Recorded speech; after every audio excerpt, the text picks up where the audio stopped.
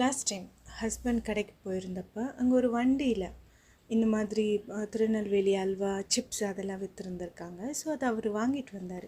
சாப்பிட்டப்போ இது ரொம்ப சூப்பராக இருந்துச்சுங்க. சரி இது எப்படி பண்ணுறாங்கன்னு சொல்லி யூடியூப்பில் பார்த்தா சுலபமாக வீட்லேயே திருநெல்வேலி அல்வா பண்ணுறது எப்படின்னு ஒரு வீடியோ. இவ்வளோ சுலபமாக பண்ணிடலாமா, அப்போ ட்ரை தான் பண்ணி பார்க்கலாமேன்னு பார்த்தா சம்பா கோதுமையில் தான் செஞ்சுருந்தாங்க. வீட்டில் சம்பா கோதுமை இருக்குல்ல, நார்மல் கோதுமை தான் இருந்துச்சு.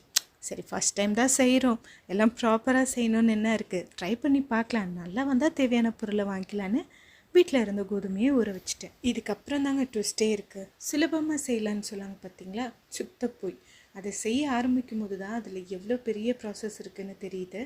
ஃபஸ்ட்டு கோதுமையை நைட் ஃபுல்லாக ஊற வைக்கணும், அதுக்கப்புறம் அதை பதம் பார்த்து அதிலேருந்து பால் எடுக்கணும். அந்த பாலையாவது டைரெக்டாக ஊற்றி அல்வா கிண்டலாமன்னா இல்லை, அதை ஒரு நைட்டு ஃபுல்லாக நம்ம வெளியே வைக்கணும். அந்த தண்ணி தேங்கி வரும், அந்த தண்ணியை ஊற்றிட்டு ஒரு மாவு மாதிரி நமக்கு கன்சிஸ்டன்சி கிடைக்குது, அதில் தண்ணி ஊற்றி அதுக்கப்புறம் அதை வச்சு தான் நம்ம அல்வா செய்யணும். ஆனால் ஒரு பெரிய தப்பு பண்ணிட்டேங்க.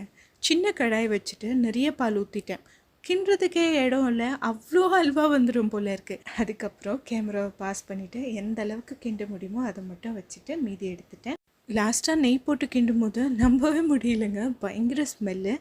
ஹஸ்பண்ட்கிட்டையும் பாப்பாக்கிட்டையும் கொடுத்து எப்படி இருக்குன்னு கேட்டால் நல்லா இருக்குடி, சிமிலராக இருக்குடி, ஆனால் அந்த அளவுக்கு இல்லைன்னு ஒரு கமெண்ட்டு. அட்லீஸ்ட் அதாவது சொன்னாங்களே, அது வரைக்கும் சந்தோஷம்.